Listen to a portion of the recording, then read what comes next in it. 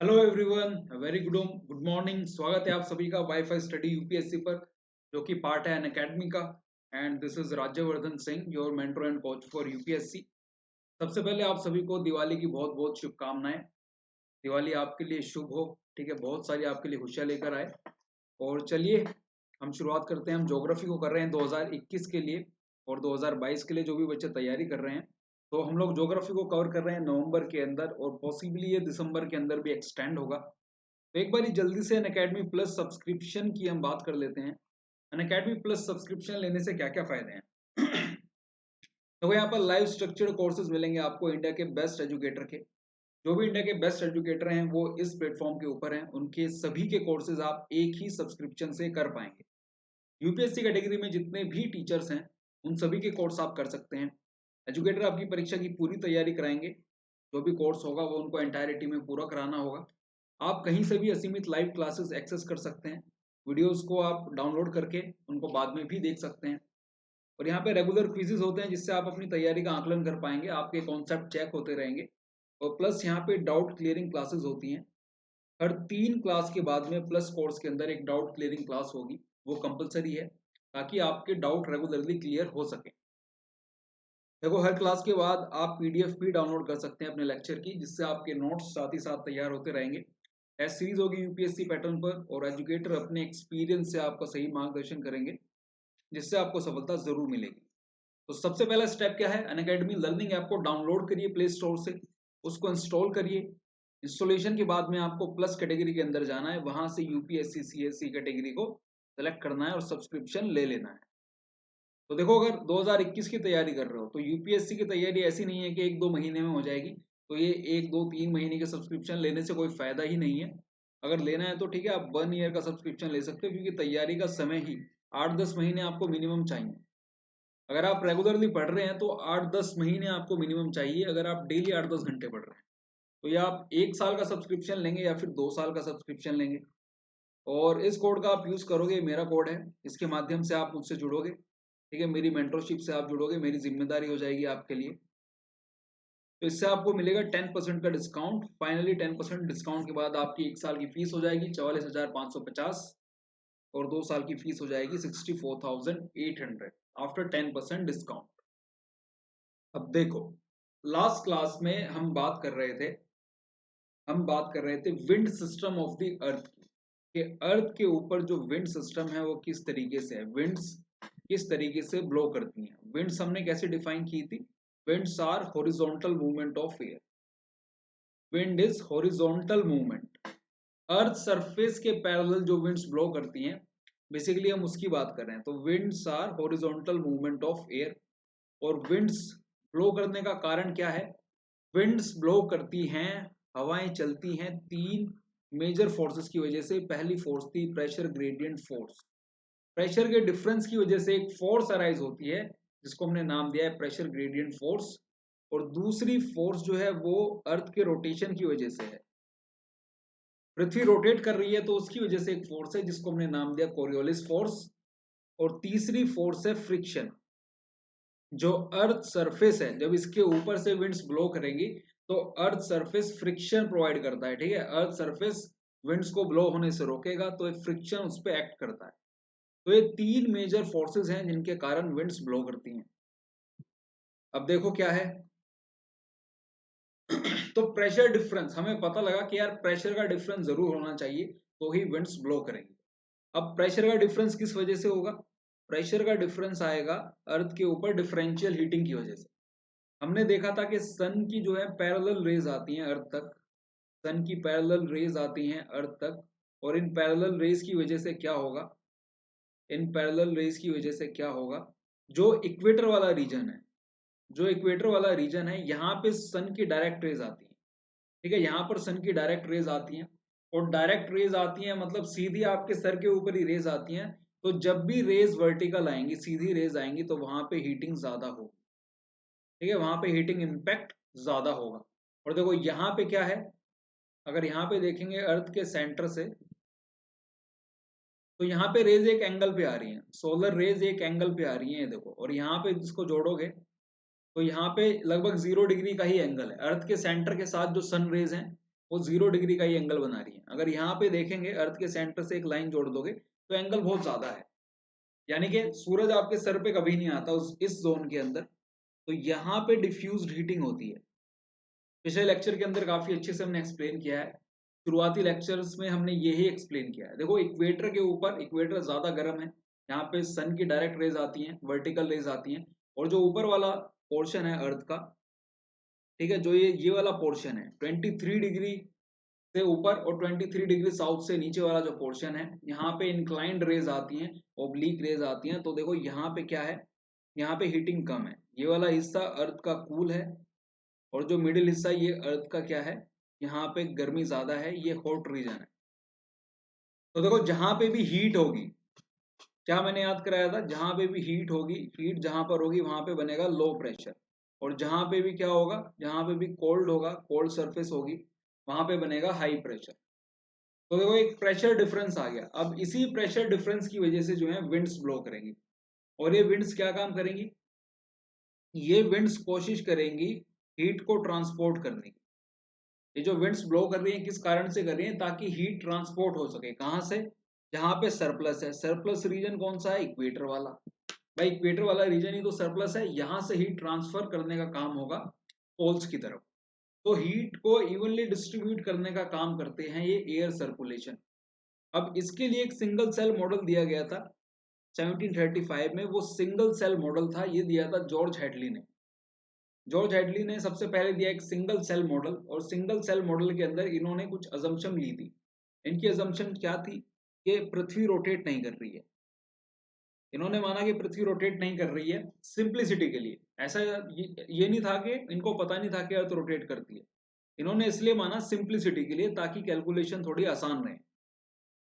तो इन्होंने Coriolis force को अकाउंट में नहीं लिया, ठीक है, और इन्होंने माना कि जो अर्थ सरफेस है, अर्थ सरफेस वो यूनिफॉर्मली कवर्ड है पानी से। Earth surface is uniformly covered with water, एक ही यूनिफॉर्म सरफेस है। तो इन्होंने माना कि यूनिफॉर्म सरफेस है और पूरी अर्थ पे सिर्फ और सिर्फ पानी है। तो इसका मतलब क्या है, इन्होंने डिफरेंशियल हीटिंग जो होगी लैंड एंड वाटर की, उसको अकाउंट में नहीं लिया। डिफरेंशियल हीटिंग से क्या मतलब है, भाई जमीन जल्दी गर्म हो जाती है और जल्दी ही ठंडी हो जाती है, और पानी देर से गर्म होता है, देर से ही ठंडा होता है। तो इन दोनों के बीच में एक डिफरेंस, इनकी हीटिंग में एक डिफरेंस होता है, उसी को बोल रहे हैं डिफरेंशियल हीटिंग। तो इसको भी इन्होंने अकाउंट में नहीं लिया। और तीसरी चीज इन्होंने मानी कि जो सन है, सन हमेशा ही उसकी वर्टिकल रेज इक्वेटर पर ही आती है। सन की वर्टिकल रेज, सन हमेशा ही इक्वेटर के ऊपर रहेगा। लेकिन पहले वाली क्लासेस में भी मैंने आपको शो किया था कि जब अर्थ रोटेट करती है सन के चारों तरफ, तो जब अर्थ की पोजीशन जैसे जैसे चेंज होती है, वैसे ही वर्टिकल रेज की पोजीशन भी चेंज होती है। कंफ्यूज होने की जरूरत नहीं है। अर्थ जैसे मूव करेगी तो सन की जो वर्टिकल रेज हैं वो ट्रॉपिक ऑफ कैप्रिकॉर्न से लेके ट्रॉपिक ऑफ कैंसर तक वेरी करती है। 21 जून को सन की सीधी रेज आती हैं ट्रॉपिक ऑफ कैंसर पे, 22 दिसंबर को सन की सीधी रेज आती हैं कहां पर, ट्रॉपिक ऑफ कैप्रिकॉर्न पे, और 21-22 मार्च और 22-23 सितंबर को सन की जो वर्टिकल रेज हैं वो आती हैं इक्वेटर पे। ये सबको पता है, तो इसी से आपको पता लग जाएगा कि जो सन की वर्टिकल रेज की सिचुएशन है वो बदलती रहती है।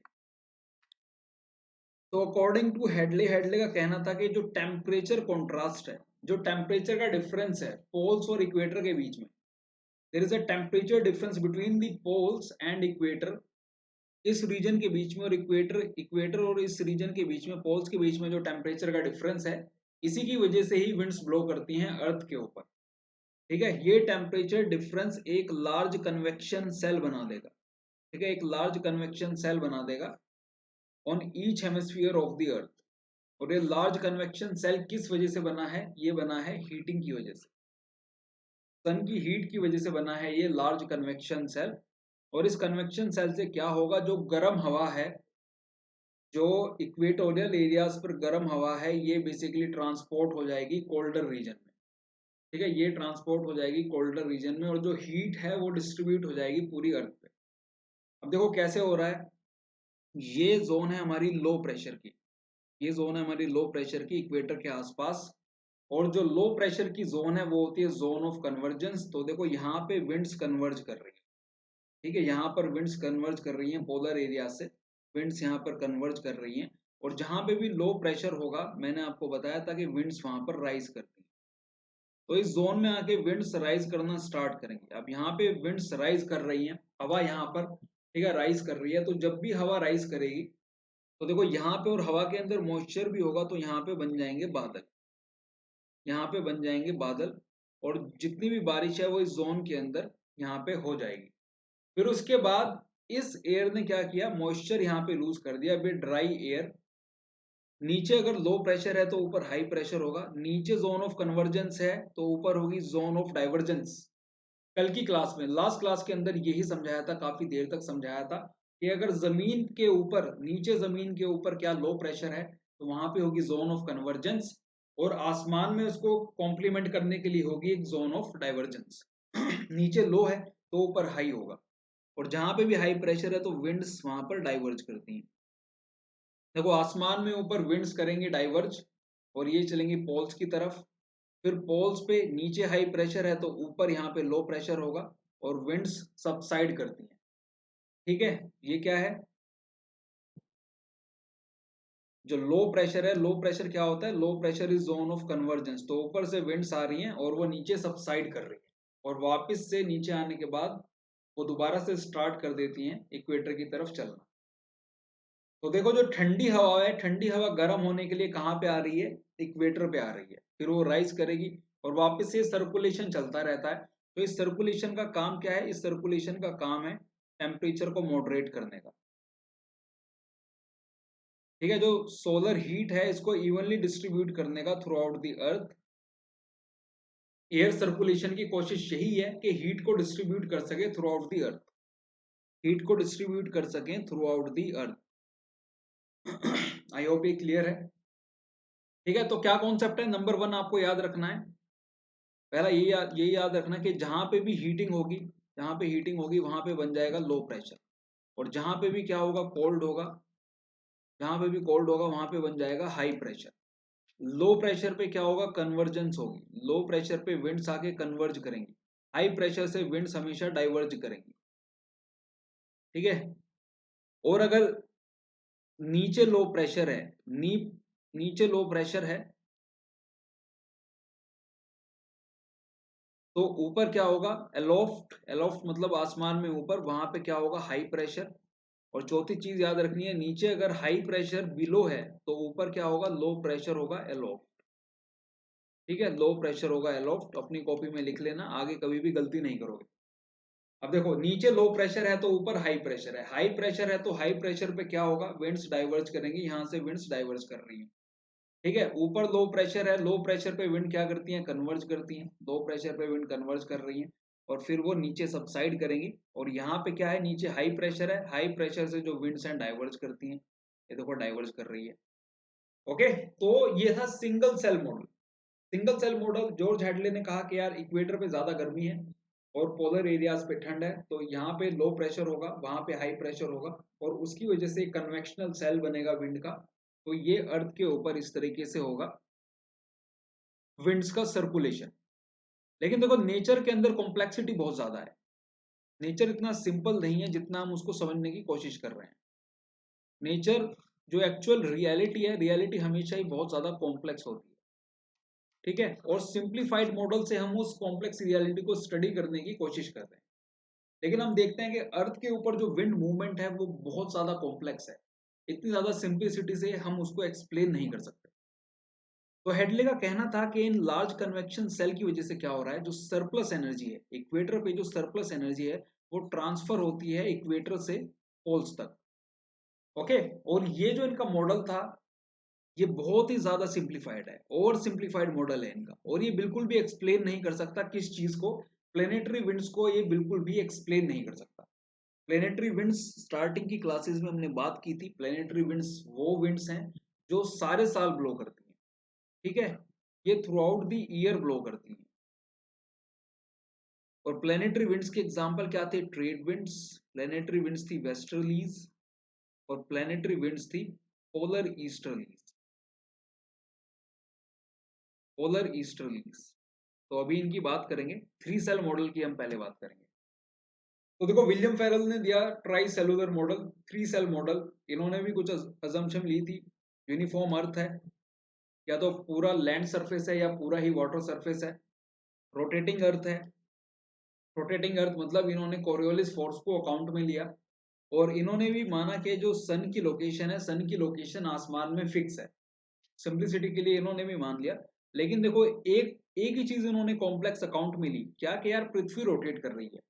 तो इस एक चीज को ही लेने से यहाँ पे सिचुएशन कैसे चेंज हो जाएगी सिचुएशन कैसे चेंज हो जाएगी, ये देखो एक प्रेशर बेल्ट बनती है यहाँ पर इक्वेटर पे, एक प्रेशर बेल्ट बन रही है इक्वेटर पे, जो क्या है हमारी लो प्रेशर, इक्वेटर पे बन रहा है लो प्रेशर। अब पृथ्वी के रोटेशन की वजह से, रोटेशन प्लस कोरियोलिस इफेक्ट की वजह से क्या होगा, ठीक है, रोटेशन और कोरियोलिस की वजह से क्या होगा,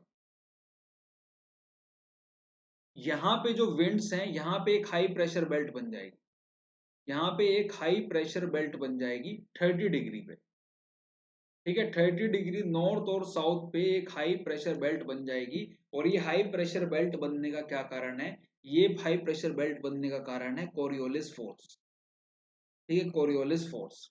अभी मैं इसको एक्सप्लेन करता हूं वापस इसी वाले सिचुएशन से। अब देखो होगा क्या, जब आप पृथ्वी के रोटेशन को अकाउंट में ले रहे हो, आपने पृथ्वी के रोटेशन को अकाउंट में ले लिया, तो इस सिचुएशन से देखो क्या होगा। ये हम कह रहे हैं कि ये क्या है 30 डिग्री, 30 डिग्री नॉर्थ। अब देखो विंड्स यहाँ पे राइज कर रही हैं, विंड्स इक्वेटर पे राइज कर रही हैं, यहाँ पे बादल बन गए, बारिश हो गई। अब ये विंड बारिश इसने यानी कि मॉइस्चर सारा लूज कर दिया। क्लियर है? अगर नहीं समझ में आ रहा हो, क्योंकि ये प्रीमियर लेक्चर है, ये प्रीमियर लेक्चर है, तो ठीक है, कमेंट तो मैं आपके नहीं पढ़ पा रहा हूँ, लेकिन आप बाद में कमेंट कर सकते हो, चीजें मैं दोबारा से एक्सप्लेन करूंगा। और 17 तारीख से फिर से हमारी लाइव क्लासेस होंगी। अभी क्लासेस चलेंगी लेकिन सभी क्लासेस प्रीमियर होंगी क्योंकि स्टाफ छुट्टी पर है। देखो ये विंड्स जो है यहाँ पे ड्राई विंड्स है, तो ड्राई विंड्स हो जाएगी ड्राई प्लस कोल्ड।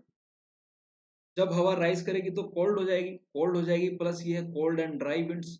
तो cold and dry wind, cold wind कैसी होती है, हैवियर। स्टार्टिंग की क्लासेस में यही समझाया था, कोल्ड विंड हैवी है और ये ड्राई विंड भी है। अब देखो कोरियोलिस का भी इफेक्ट है, तो कोरियोलिस के इफेक्ट की वजह से क्या होगा, विंड्स के अंदर एक कर्वेचर आएगा, ऊपर से ये हैवी है, ठीक है, ऊपर से विंड्स हैवी हैं, तो रोटेशन की वजह से ये सबसाइड कर जाएंगे।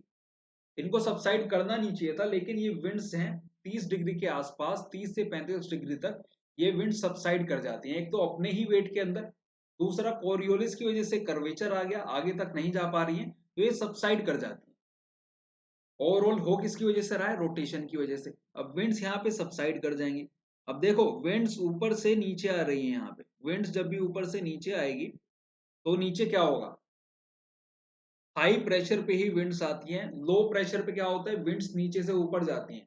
हाई प्रेशर पे विंड्स ऊपर से नीचे आती हैं, तो इस वजह से 30 डिग्री पे एक हाई प्रेशर बन जाएगा, 30 डिग्री पे एक हाई प्रेशर बन जाएगा, ठीक है, पूरी एक हाई प्रेशर बेल्ट बन गई 30 डिग्री के आसपास।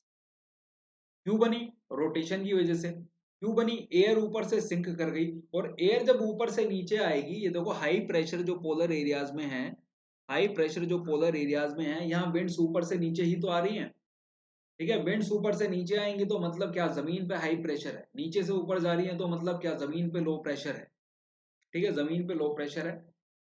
तो ये देखो यहाँ पे एक बेल्ट बन गई हाई प्रेशर की। अब यहाँ पे हाई प्रेशर की बेल्ट बन गई और उधर से भी विंड्स आ रही हैं, पोलर एरिया से भी विंड्स ब्लो कर रही हैं। तो देखो जो विंड्स यहाँ से जाएंगी, इस हाई प्रेशर से भी विंड्स ब्लो करेंगी, जो गर्म हवा, जो पोलर कोल्ड एयर है। अब देखो 60 डिग्री के लेटीट्यूड पे क्या होगा, यहाँ पे एक जोन ऑफ हाई प्रेशर बन गया तो जोन ऑफ डाइवर्जेंस बन गई, यहाँ से विंड्स ब्लो करना स्टार्ट करेंगी और उधर से पोलर कोल्ड विंड्स आ रही हैं, उधर भी हाई प्रेशर है। तो देखो गर्म हवा लाइट है, गर्म हवा का वजन कम है, कोल्ड एयर का वजन ज्यादा है। अब इधर से भी हवाएं आ रही हैं, ध्यान देना, इधर से भी हवाएं आ रही हैं, कोल्ड एयर आ रही है इधर से। इधर से कौन सी एयर आ रही है, इधर से रिलेटिवली वार्म एयर है, पोलर एरिया जितनी तो ठंडी नहीं होगी, ये गर्म हवा यहाँ से आएगी। तो क्या होगा, देखो जब भी गर्म हवा और ठंडी हवा आपस में मिलेंगी, तो ठंडी हवा का वेट ज्यादा है, वो गर्म हवा को हमेशा ही लिफ्ट कर देगी। तो इस वाली जोन में क्या होगा, देखो ये गर्म हवा है और इधर से ठंडी हवा, ये गर्म हवा को लिफ्ट कर देगी, ठीक है, क्योंकि गर्म हवा क्या है, गर्म हवा लाइट है और अभी बताया था कि जहां पे भी हवा राइज करती है, जहां पे भी हवा राइज करती है वहां पे बच्चों क्या होता है, नीचे लो प्रेशर, वहां पे नीचे होता है लो प्रेशर। ओके, तो एक सेल की जगह 3 सेल बन जाएंगे, सिर्फ किस कारण की वजह से, सिर्फ और सिर्फ रोटेशन की वजह से। यहाँ पे एक सेल होना चाहिए था और 3 सेल बन जाएंगे जो विलियम फेरल ने, तो देखो यहाँ पे 3 सेल बन गए। अब आपको याद क्या रखना है, आपको प्रेशर बेल्ट याद रखनी है बस। 0 डिग्री पे लो प्रेशर, एक हाई प्रेशर बेल्ट है 30 डिग्री पे, जिसका नाम क्या रखा जाएगा, सब ट्रॉपिकल हाई प्रेशर बेल्ट। ठीक है, ट्रॉपिकल रीजन है 23 डिग्री नॉर्थ से लेके 23 डिग्री साउथ तक, वो है ट्रॉपिकल रीजन। तो इसको हमने नाम दिया सब ट्रॉपिकल हाई प्रेशर बेल्ट, और यहां पे इसको नाम दिया temperate low pressure belt. Temperate low pressure belt क्या है, टेम्परेट लो प्रेशर बेल्ट को हम बोल रहे हैं पोलर फ्रंट। फ्रंट क्या होता है, फ्रंट, अब फ्रंट को आप लिखो, front is a zone of convergence, front is a zone of convergence of two air masses। ठीक है, zone of convergence of two air masses जो डिफरेंट टाइप के हैं। अब देखो यहाँ पे क्या हो रहा है, गर्म हवा आ रही है इधर से, हाई प्रेशर बेल्ट से गर्म हवा आ रही है, उधर से ठंडी हवा। तो टू कॉन्ट्रास्टिंग एयर मासेस यहाँ पे मिल रहे हैं। कैसे एयर मासेस मिल रहे हैं, कॉन्ट्रास्टिंग, एक ठंडा और एक गर्म। उसके मिलने से क्या हुआ, ठंडी हवा ने गर्म हवा को लिफ्ट कर दिया, क्योंकि ठंडी हवा जो है वो हैवी है, और जो गर्म हवा है वो लाइट है, तो गर्म हवा को लिफ्ट कर दिया। अगर एक पहलवान और एक, ठीक है, एक पहलवान और एक छोटे सुकड़े से आदमी के बीच में लड़ाई होगी, तो पहलवान हमेशा उठा के उसको फेंक देगा। तो जोन ऑफ कन्वर्जेंस है of to contrasting air masses, और यहाँ पे एक फ्रंट, इसको बोल रहे हैं हम पोलर फ्रंट। इसकी वजह से ही यहाँ पे एक लो प्रेशर फॉर्म हुआ। ठीक है, क्योंकि हवा यहाँ पे राइज हुई, हवा राइज जहां पे होती है वहीं पे लो प्रेशर होता है। इक्वेटर पे भी देखो लो प्रेशर है, क्योंकि हवा यहाँ पे राइज कर रही है। तो इधर बन गए हमारे 3 सेल, इसी को हम बोल रहे हैं 3 सेलुलर मॉडल, इसी को हम बोल रहे हैं 3 सेलुलर मॉडल, क्योंकि इस कारण से यहां पे बन गए 3 सेल। अब देखो यहां पे देखो, लो प्रेशर एरिया पे देखो, हाई प्रेशर से लो प्रेशर की तरफ विंड्स ब्लो करेंगी, हाई प्रेशर से लो प्रेशर की तरफ विंड्स ब्लो करेंगी। तो ये क्या है, जोन ऑफ कन्वर्जेंस। यहाँ पे लो प्रेशर है, लो प्रेशर है जोन ऑफ कन्वर्जेंस, और लो प्रेशर पे हवा जो है राइज करती है, लो प्रेशर पे हवा राइज करेगी। अब नीचे लो है तो ऊपर हाई है, हाई प्रेशर पे विंड्स जो है डाइवर्ज करेंगी। ठीक है, विंड्स यहाँ पे डाइवर्ज करना स्टार्ट करेंगी। अब देखो यहाँ हाई प्रेशर बना है, तो ऊपर क्या होगा, लो प्रेशर, लो प्रेशर पे विंड्स कन्वर्ज कर रही हैं, तो वो नीचे सबसाइड कर जाएगी। ठीक है, नीचे सबसाइड कर जाएगी, नीचे हाई प्रेशर है तो ऊपर से नीचे विंड्स को आना है। तो ये एक सेल कंप्लीट हो गया, और इस सेल को हमने नाम दिया हेडले सेल, इस सेल को हमने नाम दिया हेडले सेल। ऐसे ही देखो इस तरफ बनेगा फेरल सेल, हाई प्रेशर से लो प्रेशर की तरफ विंड्स ब्लो करेंगी, लो प्रेशर जोन में विंड्स ऊपर उठेंगी, और ऊपर उठकर वापस आएंगे इस जोन में, और यहाँ पे आके फिर से सबसाइड करेंगे। तो सेकंड सेल का नाम हमने रखा फेरल सेल। और जो लास्ट सेल है, ये लास्ट सेल क्या है, हाई प्रेशर से लो प्रेशर की तरफ विंड्स ब्लो कर रही है। ठीक है, लो प्रेशर जोन में राइज करेगी, राइज करी वापस गई, और जहां पे हाई प्रेशर जोन है नीचे, वहां पे विंड्स सबसाइड करती हैं। तो ये पूरे के पूरे तीनों सेल कंप्लीट हो गए। आई होप आपको ये समझ आया होगा। ठीक है, आपको ये इजीली समझ आया होगा। नहीं आया तो कमेंट करके मुझे बताओ, चीजें मैं दोबारा से एक्सप्लेन करूंगा। लेकिन देखो यूपीएससी की आप लोग तैयारी कर रहे हो, और जब आप यूपीएससी की तैयारी कर रहे हो तो चीजें सारी आसान नहीं हो सकती, है ना। तो अगर मैं आपसे झूठ बोलूंगा कि यार नहीं सारी चीजें आसान है, तो वो मेरी धोखाधड़ी हो। देखो कॉन्सेप्ट को समझने में टाइम लगता है, और सारी चीजें आपको समझनी ही है। पहले आपको समझनी है, उसके बाद आपको मल्टीपल उसके रिवीजन करने हैं, और जब आप मल्टीपल रिवीजन करोगे उसके बाद ही चीजें आपको याद रहेंगी, आप एग्जाम में उसको रिप्रोड्यूस कर पाओगे, चाहे वो मेंस हो चाहे वो प्रीलिम्स हो। प्रीलिम्स में तो फिर भी देखो सवाल आपकी आंखों के सामने है, उसका जवाब भी आपकी आंखों के सामने है, वहां पे बस आपको सही जवाब जो है आइडेंटिफाई करना है। लेकिन मेंस के अंदर अगर चीजें आपको बाय हार्ट याद नहीं है, या अगर आपकी समझ कच्ची होगी तो आप उतने बेटर तरीके से एक्सप्लेन नहीं कर पाओगे। इसलिए सबसे जो प्राइमरी इंपॉर्टेंस है वो अंडरस्टैंडिंग की है, और एक बार ये आपकी अंडरस्टैंडिंग बन गई उसके बाद आप मल्टीपल रिवीजन करो। अंडरस्टैंडिंग के बाद आप रिवाइज करोगे तो चीजें जो हैं आपके दिमाग में छप जाएंगी। ठीक है, आपके दिमाग पर इम्प्रिंट हो जाएंगे। इम्प्रिंट का क्या मतलब है? छप जाना। आपके दिमाग पर इम्प्रिंट हो जाएगी। तो ये है ट्राई सेलुलर मॉडल। यहाँ पे 3 सेल बन गए। ठीक है, अर्थ की रोटेशन की वजह से 30 डिग्री पे एक यहाँ पर हाई प्रेशर बेल्ट बन गई, 30 डिग्री पर एक हाई प्रेशर बेल्ट बन गई, और 60 डिग्रीज पर यहाँ पर एक लो प्रेशर बेल्ट बन गई। कैसे बनी? देखो, इक्वेटर पे एयर राइज कर रही थी, इक्वेटर पे एयर राइज करी, नीचे लो है तो ऊपर हाई है, ऊपर आसमान में जाके विंड्स डाइवर्ज करी, या यूं कह लो यहाँ पे ट्रोपोपोज है तो एयर जाएगी कहाँ? यहाँ से डाइवर्ज करेगी, एयर डाइवर्ज करी। अब रोटेशन की वजह से क्या हो रहा है? रोटेशन की वजह से इस वाली विंड के ऊपर कोरियोलिस इफेक्ट भी लगेगा। और दूसरी चीज क्या है? यहाँ पे बारिश होने के बाद ये विंड्स ड्राई भी हो जाएंगी। ड्राई हो जाएगी तो ड्राई एंड कोल्ड एयर वो हैवी होती है और वो सिंक करेगी। ड्राई एंड कोल्ड एयर जो है अल्टीमेटली कोरियोलिस की वजह से घूम भी जाएगी और फिर वो एटमॉस्फेयर में सिंक करेगी जब वो ज्यादा डेंस हो जाएगी, और वो सिंक करती है, वो नीचे आती है 30 डिग्री कह रहा हूँ। तो यहाँ पे जब भी देखो विंड्स ऊपर से नीचे आएंगी, विंड्स ऊपर से नीचे आएंगी तो मतलब नीचे क्या होगा? High pressure. और अगर विंड्स नीचे से ऊपर जा रही हैं तो मतलब नीचे क्या होगा? Low pressure. ये कॉन्सेप्ट अभी हमने लर्न किए थे, पिछली 2-3 क्लासेस से हम यही कॉन्सेप्ट बिल्डअप कर रहे थे। ओके, अब देखो पोल्स के ऊपर हम क्या कह रहे हैं? हाई प्रेशर है। हाई प्रेशर है तो हाई प्रेशर में क्या होता है? विंड्स ऊपर से नीचे आती हैं। सारी कंडीशन जितने भी हमने अभी तक रूल्स पढ़े हैं सारी कंडीशन सेटिस्फाई हो रही हैं और तीनों सेल यहाँ पर कंप्लीट हो गए। अब देखो हम आगे चलते हैं। अब इसका हम साइड व्यू देखेंगे तो किस तरीके से है। देखो पहला सेल इक्वेटर, इक्वेटर पे लो प्रेशर, लो प्रेशर है तो विंड्स यहाँ पे राइज करेंगी, विंड्स राइज कर रही हैं और मॉइस्चर भी है तो बादल बनेंगे, इधर बारिश हो जाएगी। अब ऊपर ट्रोपोपोज को तो क्रॉस नहीं कर सकती विंड्स, नीचे लो प्रेशर है तो ऊपर एक हाई प्रेशर होगा, यहाँ से विंड्स डाइवर्ज करेंगी हाई प्रेशर से और देखो आगे जाएगी, आगे जाके फिर 30 डिग्री नॉर्थ के अराउंड यहाँ पे विंड सिंक करेंगी। तो नीचे यहाँ पे हाई प्रेशर है, विंड सिंक कर रही है, ऊपर से नीचे आ रही है। ओके, और यहाँ पे ऊपर होगा फिर लो प्रेशर, यहाँ पे लो प्रेशर होगा। ठीक है, यहाँ पे भी विंड्स जो है सिंक करेगी 30 डिग्री पर आकर। और पोलर फ्रंट जो 60 डिग्री का पोलर फ्रंट है यहाँ पे बारिश होगी। देखो यहाँ पे जो ब्लू शो किया है ये है हमारी कोल्ड एयर, और जो रेड शो किया है ये है हमारी वार्म एयर। तो वार्म एयर राइज कर रही है कोल्ड एयर के ऊपर, गर्म हवा राइज करेगी, गर्म हवा के पास मॉइस्चर भी है, तो इसलिए देखो 60 डिग्री के आसपास भी यहाँ भी बारिश होगी, यहाँ पे भी बादल शो कर रखे हैं, इधर भी बारिश होगी क्योंकि हवा राइज कर रही है। हमेशा याद रखना कि जो राइजिंग एयर है, हमेशा ही जो राइजिंग एयर है उसी की वजह से ही बारिश हो सकती है।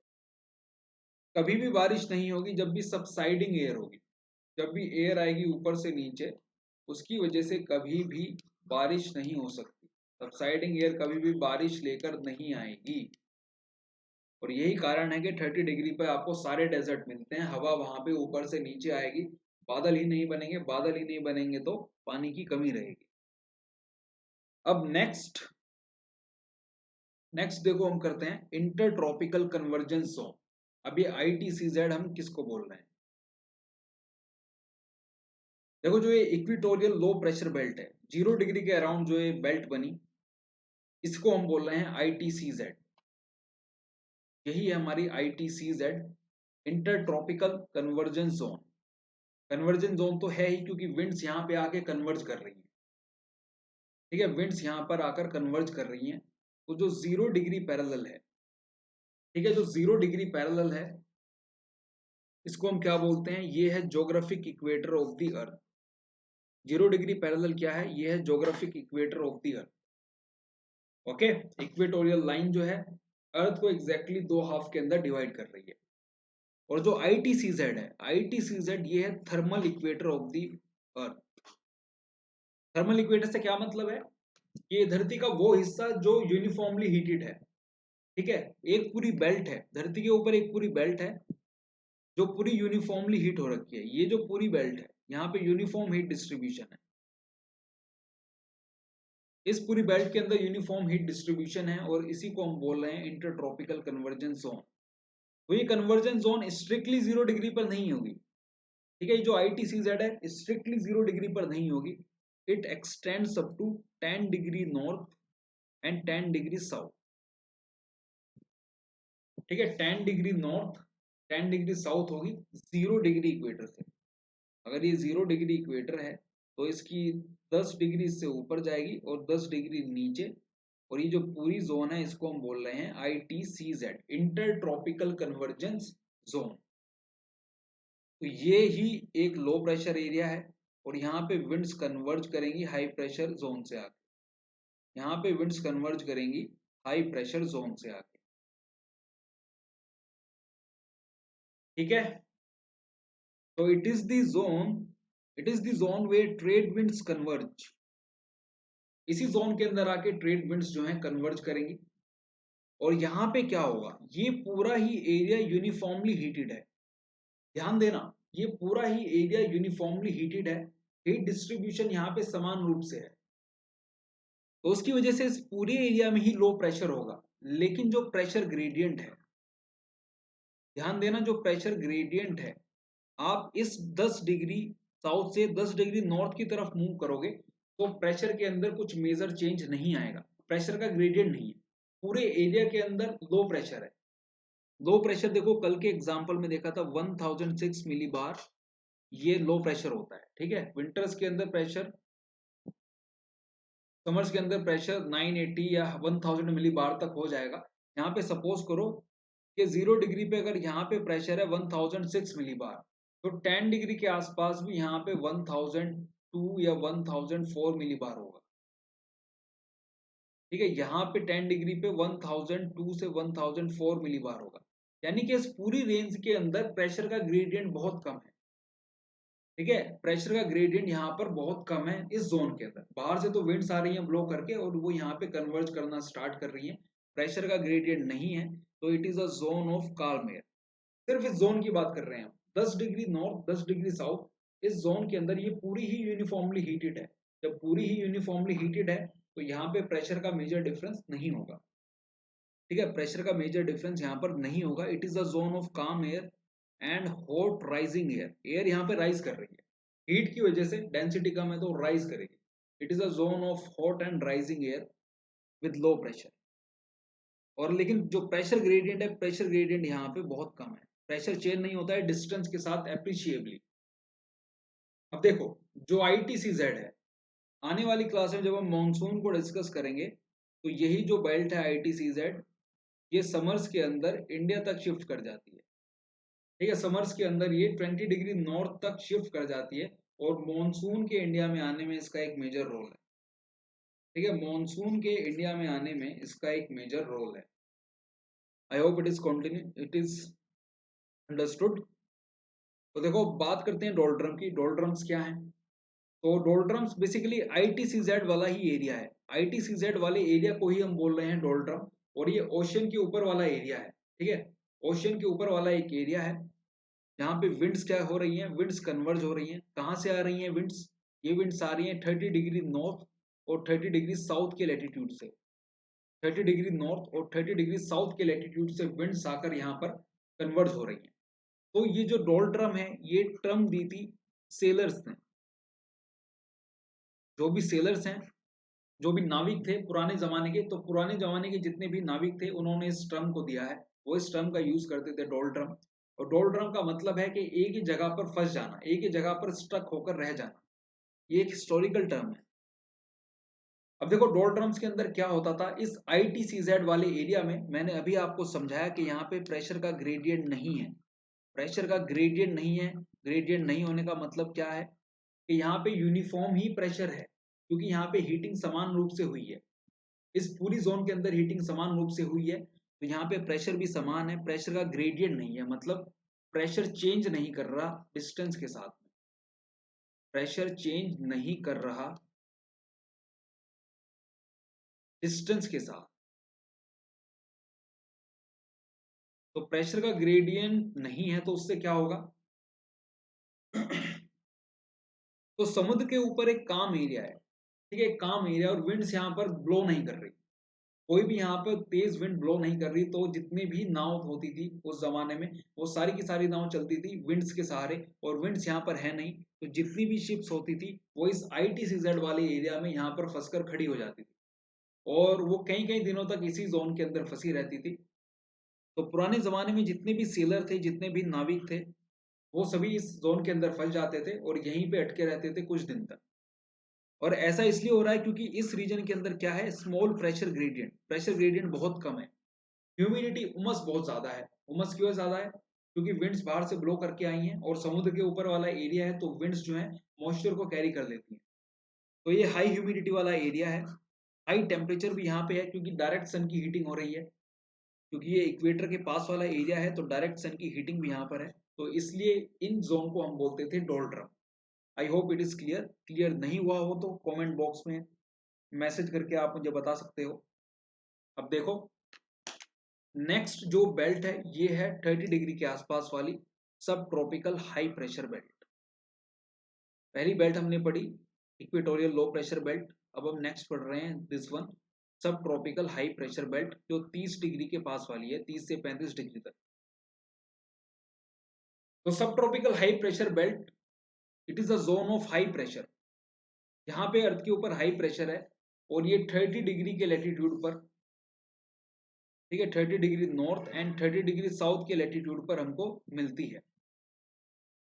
तो बेल्ट ये 30 से 35 डिग्री तक, ये भी एक जोन होगी, एक जोन होगी हाई प्रेशर की। तो 30 से 35 डिग्री तक ये जोन भी एक्सटेंड करती है।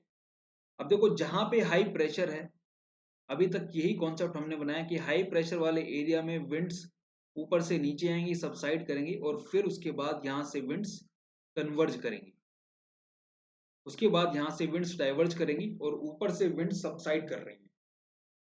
तो देखो, जब भी हवा ऊपर से नीचे आएगी तो उसके अंदर क्या होगा, एडियाबैटिक कंप्रेशन, और एडियाबैटिक कंप्रेशन की वजह से, बस आपको इतना याद रखना है कि अगर नीचे से हवा ऊपर जा रही है तो वो कूल हो जाएगी। कैसे हो जाएगी? एडियाबैटिक एक्सपेंशन से।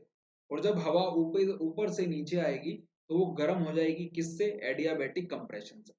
एडियाबैटिक एक्सपेंशन कंप्रेशन भूल भी जाओ, बस ये याद रखना है, नीचे से ऊपर जाएगी तो ठंडी होगी, ऊपर से नीचे आएगी तो गर्म होगी। तो यहाँ पे एयर सबसाइड कर रही है। तो देखो, it is a zone of warm and dry subsiding air. Dry किस लिए है? ये अपना सारा मॉइस्चर इक्वेटर के ऊपर ही छोड़ आई है। जब इक्वेटर पर हवा राइज की थी, वहां पे बादल बने थे, सारा मॉइस्चर वहां पे छोड़ दिया, फिर विंड्स ऊपर कन्वर्ज की और 30 डिग्री पे आके सबसाइड कर रही है। ठीक है, 30 डिग्री पे आके सबसाइड कर रही है। तो ड्राई इसलिए है कि सारा मॉइस्चर अपना छोड़ आए हैं इक्वेटर के ऊपर। गर्म एडियाबैटिक कंप्रेशन की वजह से है, और सबसाइड कर रही है क्योंकि यहाँ पे बन रहा है हाई प्रेशर, 30 डिग्री पर बन रहा है हाई प्रेशर। अब देखो, जो ये पूरी बेल्ट है 30 से 35 डिग्री की, जो पूरी बेल्ट है 30 से 35 डिग्री की, जो ये पूरी बेल्ट है, इस पूरी बेल्ट के अंदर क्या है? इस पूरी बेल्ट के अंदर भी प्रेशर ऑलमोस्ट सेम ही है, यहाँ पर भी प्रेशर का ग्रेडियंट नहीं है। इस पूरी बेल्ट के अंदर क्या होगा, प्रेशर डिस्टेंस के साथ ज्यादा चेंज नहीं करेगा। तो इस जोन को हॉर्स लैटिट्यूड भी बोलते हैं, इस जोन को हॉर्स लैटिट्यूड भी बोलते हैं। तो हॉर्स लैटिट्यूड क्या है? The zone around 30 degree north and south, it is known as horse latitude. और यहाँ पे भी प्रेशर का ग्रेडियंट बहुत ज्यादा लो है, और प्रेशर का ग्रेडियंट जब भी कम होगा तो प्रेशर ग्रेडियंट फोर्स कम होगी। भाई, अगर प्रेशर का ग्रेडियंट कम है तो प्रेशर ग्रेडियंट फोर्स भी तो कम होगी, और प्रेशर ग्रेडियंट फोर्स कम है तो विंड्स भी कैसी होंगी? विंड्स वीक विंड्स ब्लो करेंगी, बहुत ही वीक विंड्स होंगी। तो यहाँ पे लाइट विंड्स ब्लो करती हैं, और लाइट विंड्स क्या जहाजों को खींच पाएंगी? जहाजों को नहीं खींच पाएंगी। तो जो शिप्स हैं वो खड़े रह जाएंगे, वही जोन के अंदर आके, जैसे डोल्ड्रम्स में फंस गए थे 0 डिग्री पर, तो यहाँ भी शिप्स आकर अटक जाएंगे। और 0 डिग्री पे तो फिर भी वहां पे बारिश होने के चांसेस हैं, बारिश वहां पर हो जाएगी, लेकिन यहाँ पर तो बारिश भी नहीं होगी क्योंकि ऊपर से विंड सबसाइड कर रही है। और सबसाइडिंग एयर कैसी होती है? गर्म होती है। सबसाइडिंग एयर ऊपर से गर्म है, बारिश भी नहीं हो सकती। तो यहाँ पे फंस जाया करते थे जितने भी वॉयेजर्स जितने भी वॉयेजर्स थे वो यहाँ पर फंस जाते थे। ठीक है, जितने भी शिप वाले लोग थे इधर फंस जाया करते थे। तो लोग क्या करते थे, जब कई कई दिन हो जाते थे यहाँ पर फंसे हुए, तो उन्हें लगता था कि यार क्या पता जो हल्की विंड्स हैं इसकी वजह से हमारी बोट चल पड़े, तो कुछ सामान हम कम कर देते हैं। तो सामान कम करने के चक्कर में वो अपने घोड़ों को पानी में फेंकना स्टार्ट कर देते थे। ठीक है, जो वॉयेजर्स थे, जितने भी शिप वाले थे, वो क्या करते थे, वो अपने घोड़ों को पकड़ते थे और घोड़ों को पानी के अंदर धक्का देना स्टार्ट कर देते थे लोड कम करने के लिए, कि शिप के ऊपर से वजन कम होगा तो हो सकता है जो कमजोर विंड्स हैं वो हमारी शिप को खींच पाए। ओके, जब आदमी होपलेस हो जाता है तो इस तरह की हरकतें ही करता है। अब देखो नेक्स्ट जो प्रेशर बेल्ट हमने पढ़ी है वो है टेम्परेट लो प्रेशर बेल्ट। कहाँ बनती है टेम्परेट लो प्रेशर बेल्ट? ये बनती है 60 डिग्री के लैटिट्यूड पे। 60 डिग्री लैटिट्यूड नॉर्थ और साउथ, 60 डिग्री लैटिट्यूड नॉर्थ और साउथ, वहां पे बनती है temperate low pressure belt. It is a zone of convergence of two air masses. थोड़ी देर पहले मैंने यही बताया था कि फ्रंट क्या है। Front is a zone of convergence of two air masses. ठीक है, और दो एयर मासेस कैसे हैं? ये एयर मासेस हैं contrasting air masses, contrasting air masses. और एयर मास से क्या मतलब है? एयर मास से मतलब है air column of very large extent, air column of very large extent. Extent मतलब जो भी एक्सपांस है, जितनी जगह घेरी हुई है, air column of very large extent.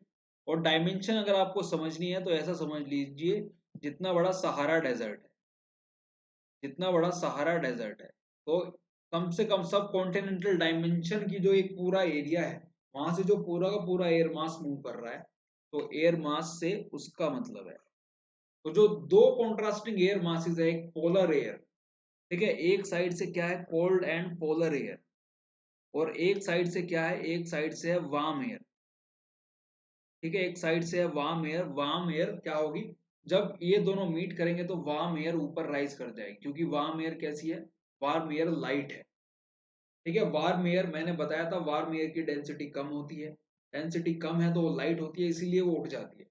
लेकिन देखो जब दो कॉन्ट्रास्टिंग एयर मासेस मिलेंगे तो जो हल्का एयर मास है वो लिफ्ट कर जाएगा। तो जो वार्म एयर है, warm air mass it rises over the cold air. ठीक है, गर्म हवा ऊपर आ जाएगी, कोल्ड एयर नीचे आ जाएगी। तो देखो यहाँ पर भी क्या होगी, एक टेम्परेचर इन्वर्जन वाली सिचुएशन बन गई। ऊपर गर्म हवा है, नीचे ठंडी हवा है, तो इसी को तो हमने टेम्परेचर इन्वर्जन कहा था, जब भी ऊपर एक गर्म हवा की लेयर आ जाएगी। अब देखो यहाँ पे हवा राइज कर रही है, हवा यहाँ पर राइज कर रही है, और जहां पे हवा राइज करती है वहां पे क्या बन जाता है, लो प्रेशर। और इसलिए क्या है, टेम्परेट लो प्रेशर बेल्ट। ये है हमारी टेम्परेट लो प्रेशर बेल्ट। तो लो प्रेशर जहां पर भी है वहां पे हवा राइज करे। ठीक है, क्योंकि हवा यहाँ पर राइज कर रही है इसलिए ये क्या है, ये एक लो प्रेशर जोन है, ये एक लो प्रेशर जोन है। अब देखो तीन हमारे सेल बने थे, तीन हमारे विंड के सेल बने थे। हेडली सेल, हेडली सेल कौन से वाला है, जो इक्वेटर, जो 0 डिग्री और 0 डिग्री से 30 डिग्री के बीच में जो है वो है हमारा हेडली सेल। पोलर सेल कौन सा है, पोलर सेल हमारा नॉर्थ पोल और 60 डिग्री के बीच में जो बना है वो है हमारा पोलर सेल। ठीक है, इक्वेटर और पोल्स के बीच में जॉर्ज हेडले ने क्या बताया था, इनके बीच में डिफरेंशियल हीटिंग की वजह से एक ही सेल बनना चाहिए था, लेकिन रोटेशन की वजह से बीच में दो प्रेशर बेल्ट और आ गई। तो जो हेडली एंड पोलर सेल है ये डायरेक्टली ड्रिवन बाई है differential effects of surface heating by sun. ये डायरेक्टली जो डिफरेंशियल हीटिंग है सन की वजह से, उसकी वजह से ये दोनों सेल हैं, और इसलिए इनको हम बोलते हैं थर्मली डायरेक्टेड सेल, क्योंकि सीधे सीधे सन की डिफरेंशियल हीटिंग की वजह से ये दोनों सेल हैं, इसलिए इनको थर्मली डायरेक्टेड सेल बोलते हैं। अब जो नेक्स्ट है वो है फेरल सेल। फेरल सेल क्या है, Ferrel cell is thermally indirect cell. Thermally indirect किस लिए, क्योंकि डायरेक्ट ये डिफरेंशियल हीटिंग की वजह से नहीं है। फेरल सेल जो है ये बेसिकली किस वजह से है, फेरल सेल है रोटेशन की वजह से।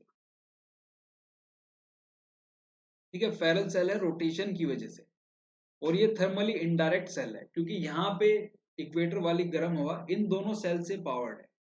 जो दो सेल यहाँ पर बनी, इन दोनों सेल के ऊपर ही डिपेंड करता है इस वाले सेल का सर्कुलेशन। तो इसको हम बोलते हैं थर्मली इनडायरेक्ट सेल। ये इन दोनों सेल से ड्रिवन है, ठीक है, इन दोनों सेल से ये ड्रिवन है। I hope it is clear. इन दोनों सेल से ये ड्रिवन है।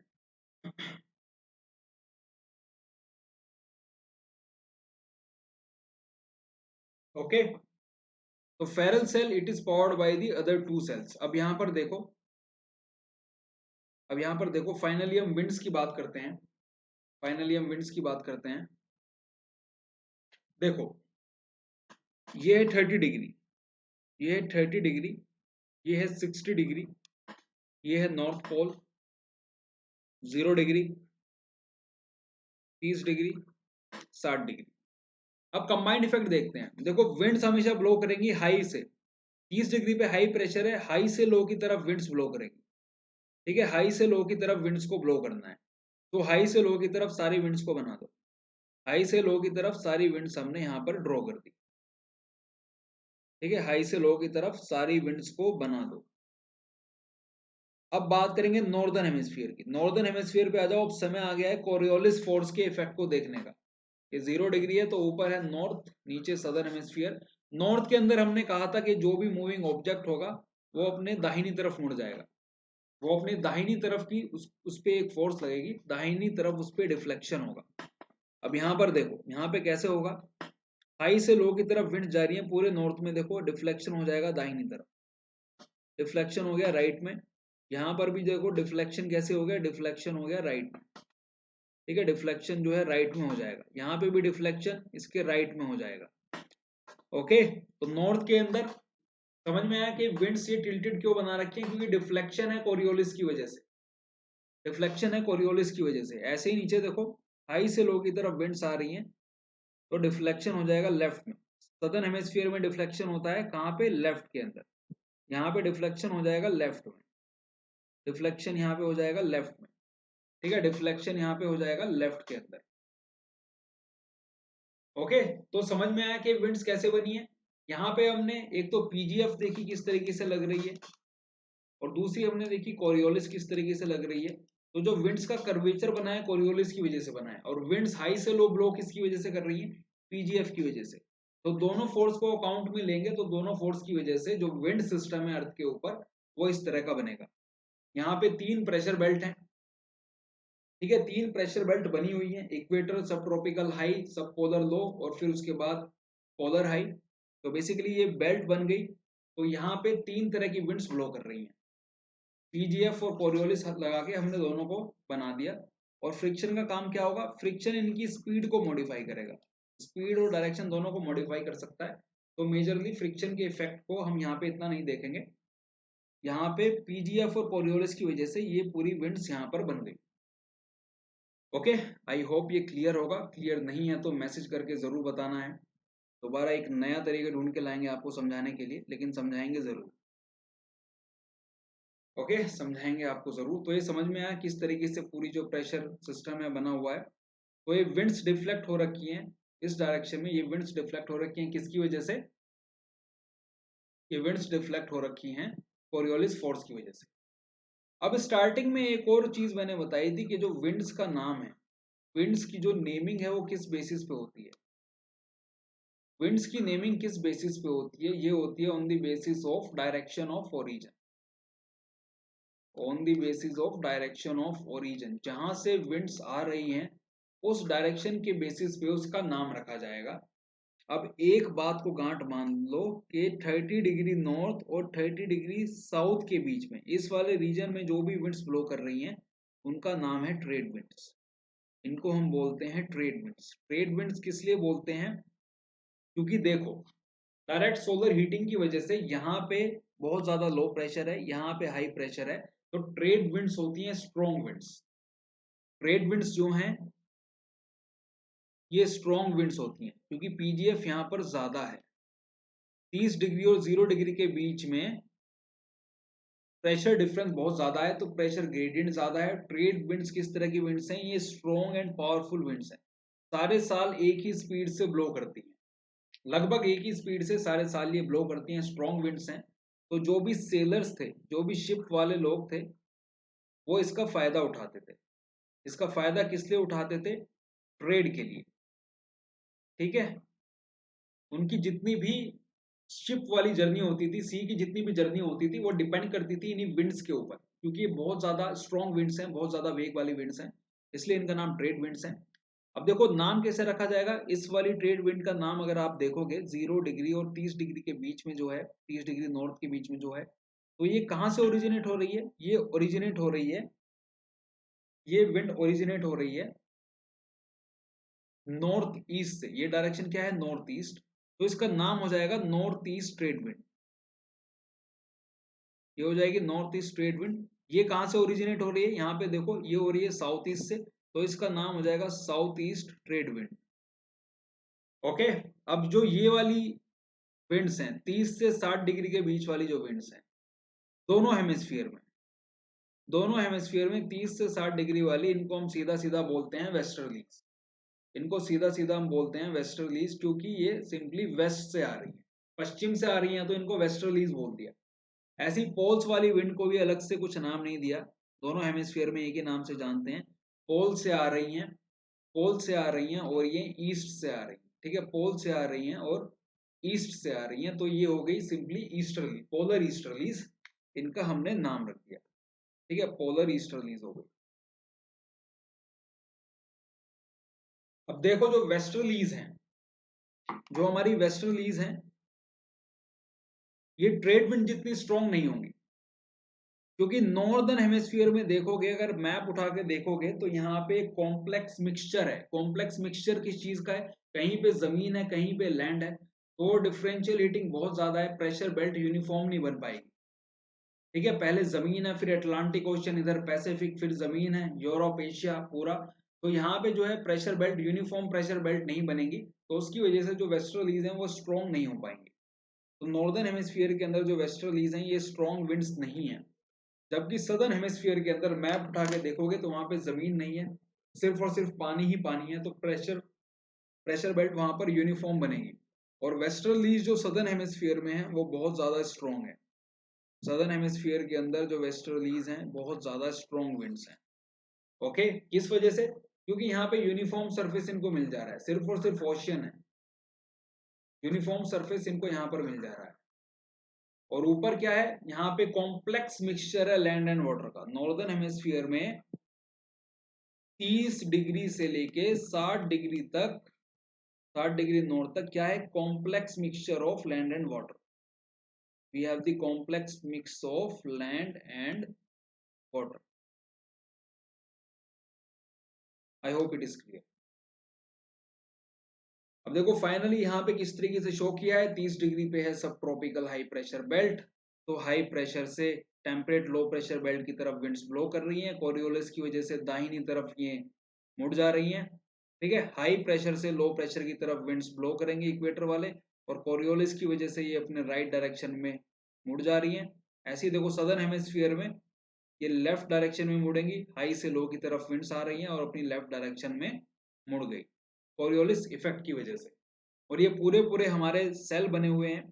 देखो विंड्स जो है लो प्रेशर एरिया में कन्वर्ज करेंगी, कन्वर्ज करेंगी तो लो प्रेशर पे राइज करती हैं, लो प्रेशर पे राइज करती हैं, यहाँ पे बादल बादल बन जाएंगे, बारिश हो जाएगी, और ऊपर जाके फिर ये कोल्ड एंड ड्राई विंड्स होगी। Cold and dry winds 30 degree के हाई प्रेशर पे सबसाइड कर जाएंगी, और ये प्रेशर जो सेल है, हेडले सेल हमारा कंप्लीट हो गया। सेकंड सेल है फिर हमारा फेरल सेल, और फिर है हमारा पोलर सेल। ओके।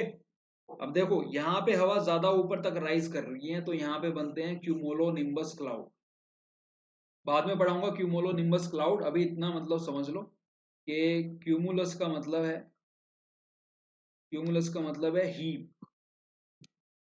हीप मतलब एक चट्टा लग रखा है, बहुत सारा, किसी चीज का आपने चट्टा लगा दिया, इकट्ठा करके रख दिया, हीप ऑफ समथिंग। ठीक है, क्यूमुलस मतलब heap, and nimbus, nimbus, nimbus is a cloud जो 100% बारिश करेगा, 100% ये बरसेगा। तो जिस भी क्लाउड के आगे निम्बस लग गया, समझ जाना कि ये 100% बारिश करने वाला बादल है। तो क्यूमुलो निम्बस क्लाउड कौन से होते हैं? Rain bearing clouds. इनको आप रेन बियरिंग क्लाउड्स भी बोल सकते हो। तो देखो यहाँ पे जो एयर है ज्यादा हाइट तक राइज करती है, तो बादलों का जो एक्सटेंट होगा वर्टिकली ये भी ज्यादा होगा, क्योंकि हवा ज्यादा हाइट तक राइज कर रही है। तो क्यूमुलोनिम्बस क्लाउड बनने के चांसेस यहाँ पर ज्यादा हैं। और वैसे भी याद कर लो, ट्रोपोपॉज 16 से 18 किलोमीटर तक है, 16 से 18 किलोमीटर तक है ट्रोपोपॉज। तो यहाँ पे बड़े बड़े बादल बनने के चांसेस हैं, इसलिए क्यूमुलोनिम्बस क्लाउड भी हमारे इक्वेटोरियल बेल्ट के अंदर आपको ज्यादा मिलेंगे। ठीक है, इक्वेटोरियल बेल्ट के अंदर क्यूमुलोनिम्बस क्लाउड्स भी आपको ज्यादा मिलेंगे। And guys, this is my referral code. ठीक है, this is my referral code Raja, इससे आपको मिलेगा 10% डिस्काउंट। और सीधा सीधा आप मेरी मेंटरशिप से जुड़ जाओगे। इसके माध्यम से आप सीधा सीधा मेरी मेंटरशिप से जुड़ जाओगे और मेरी गाइडेंस मिलेगी आपको। बाकी अनअकैडमी पे जितने भी टीचर्स हैं उन सबकी भी आपको गाइडेंस मिलेगी। तो सीधे सीधे अनअकैडमी बेसिकली आपका हाथ पकड़ लेगा आपके जब तक सिलेक्शन नहीं हो जाता है। तो 10% ऑफ मिलेगा, आप इसको सर्कुलेट कर सकते हैं अपने फ्रेंड सर्कल में। And this is all for today. अगर कोई भी डाउट है, ये प्रीमियम वीडियो है, कोई भी अगर डाउट है तो आप कमेंट सेक्शन में डाल के मुझे बता सकते हैं। और 17 से जो लाइव क्लासेस है हमारी रिज्यूम होंगी। ठीक है, 17 से लाइव क्लासेस रिज्यूम होंगी। और अगले 3 दिन, ठीक है, अगले 3 दिन यानी कि 14, 15 एंड 16 मैं आपके लिए 3 स्पेशल क्लासेस लेके आ रहा हूँ। 14 के अंदर मैं कंप्लीट बुक लिस्ट लेके आ रहा हूँ। ठीक है, कंप्लीट बुक लिस्ट लेके आ रहा हूँ, कौन कौन सी बुक्स आपको पढ़नी है यूपीएससी में सफल होने के लिए। और एक चीज मैंने क्लियर की है कि छठी से लेकर 12वीं तक की एनसीईआरटी, छठी से लेकर 12वीं तक की एनसीईआरटी पढ़ने की बिल्कुल भी रिक्वायरमेंट नहीं है। आप अपना समय वहां पे गवाइए मत। अगर आपने लक्ष्मीकांत पढ़ ली तो छठी से लेकर 12वीं तक की पॉलिटी, वहां पे ऐसा कुछ नहीं मिलेगा जो लक्ष्मीकांत में नहीं मिलेगा। ओके, बहुत अच्छे से मैंने क्लियर किया है कि छठी से 12वीं तक की सारी एनसीईआरटी पढ़ने की रिक्वायरमेंट नहीं है। तो कंप्लीट बुक लिस्ट, कोशिश है कि एक ही बुक आपके पास रहे और उसका आप 5-6 बारी रिवीजन कर दें। तो कोई कौन सा इस बुक लिस्ट बताइए, पढ़ना कैसे है वो भी बताया। 14 को वीडियो आएगी, जरूर देखना। 15 को साइंस एंड टेक के लिए, साइंस एंड टेक को कैसे प्रिपेयर करना है मैंने वो बताया। पूरा सिलेबस मैंने डिस्कस किया है, कहाँ कहाँ से पढ़ना है, क्या क्या पढ़ना है और क्या नहीं पढ़ना। छठी से 12वीं तक की एनसीईआरटी यहाँ पे भी मैंने मना की है। इस वीडियो को भी देखना, बहुत सारी चीजें क्लियर होंगी। एंड 16 को इकोनॉमी को कैसे तैयार करना है, जो सिलेबस यूपीएससी ने बताया है प्रिसाइसली वो सिलेबस मैंने आपको बताया। पॉइंट बाय पॉइंट, एक एक पॉइंट सारे मेंशन यहाँ पर कर दिए, एक एक सिलेबस का पॉइंट मेंशन कर दिया है, कहीं भी भटकने की जरूरत नहीं है, वो ही तैयार करना है। नेट से सर्च करो, किताब के अंदर सर्च करो, लेकिन पढ़ने वही पॉइंट्स हैं। ओके, इधर उधर भटकाव की जरूरत नहीं है। जितना ज्यादा भटकाव होगा उतना ही ज्यादा आप सिलेक्शन से दूर रहोगे। भटकाव कम करो। पढ़ने को हमारे पास बहुत सारा है, ऑलरेडी लिमिटेड बुक्स हैं, उनको ही 5-6 बार रिवाइज करने में 1 साल का समय आपका चला जाता है। तो it is a race against time.